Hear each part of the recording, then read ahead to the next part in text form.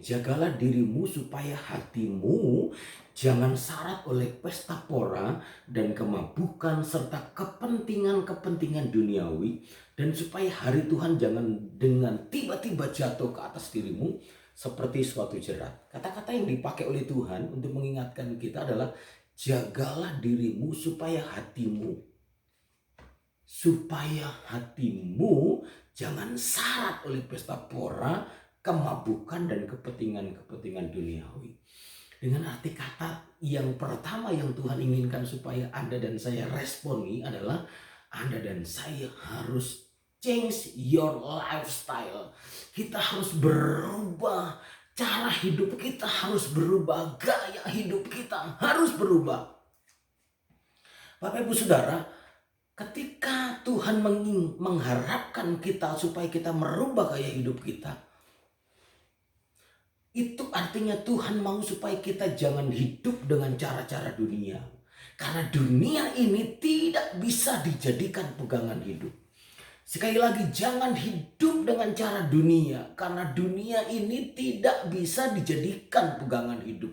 Banyak orang berpikir dunia itu, kemewahan dunia itu bisa dijadikan gaya hidup. Tetapi sesungguhnya itu bisa hancur. Itu bisa ludes, gak ada artinya apa-apa. Bahkan Anda gak bawa pada saat Anda mati. Nah, oleh sebab itu saudara, saya mau katakan seperti ini Bapak Ibu Saudara. Sesungguhnya apa yang menguasai hati kita, itu yang menentukan gaya hidup kita. Kalau hati kita dikuasai oleh keinginan duniawi, maka gaya hidup kita gaya hidup duniawi. Kalau yang menguasai hati kita adalah harta benda, maka gaya hidup kita adalah gaya hidup mengejar harta benda, saudara. Nah, karena memang yang menguasai hati itu yang menentukan gaya hidup kita. Nah, oleh sebab itu Bapak Ibu Saudara, hiduplah takut akan Tuhan. Karena hidup takut akan Tuhan itu nilainya lebih tinggi dibanding dengan kekayaan dunia manapun, Bapak Ibu Saudara. Dan kita perlu tahu, ketika dunia mengikat hati kita, maka sesungguhnya kita akan dibuat sulit untuk mengikuti kehendak Tuhan. Boro-boro kita akan mengikuti kehendak Tuhan kalau hati kita terpaut dengan dunia.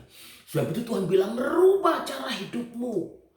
Rubah cara hidupmu. Bapak Ibu Saudara, ingat bangsa Israel. Bangsa Israel itu ketika dia keluar dari Mesir, Tuhan hanya perlu waktu 1 malam, Bapak Ibu Saudara, untuk mengeluarkan bangsa Israel keluar dari Mesir, pindah ke tanah perjanjian. Cuma butuh 1 malam. Tetapi untuk mengeluarkan Mesir dari hati orang-orang Israel, Tuhan perlu 40 tahun. 40 tahun Tuhan terus memproses orang-orang Israel supaya hatinya berubah. Supaya hatinya yang berisi Mesir itu, dunia itu lepas. Itu pun tidak semua boleh mengalami seperti itu. Nah, Bapak Ibu Saudara, Tuhan mau Anda dan saya harus mengalami perubahan.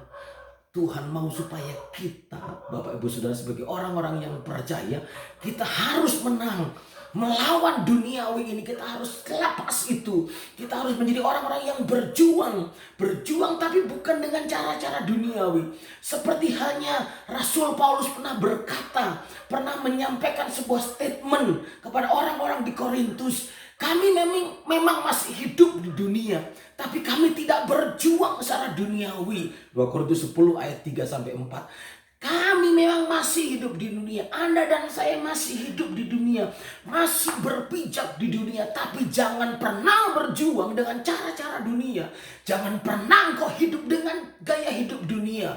Itu yang Tuhan mau. Karena gaya hidup di dunia akan membawa engkau jauh dari Tuhan. Dan ketika engkau jauh dari Tuhan, itu artinya engkau tidak siap menyongsong kedatanganmu pada kali yang kedua. Sebab itu kepada kita rubah cara hidup kita. Cara hidup kita tidak boleh sama dengan dunia. Cara bicara kita tidak boleh sama dengan orang-orang dunia. Cara bisnis kita, bekerja kita nggak boleh sama dengan orang-orang dunia. Cara hidup keluarga kita nggak boleh sama dengan orang-orang dunia.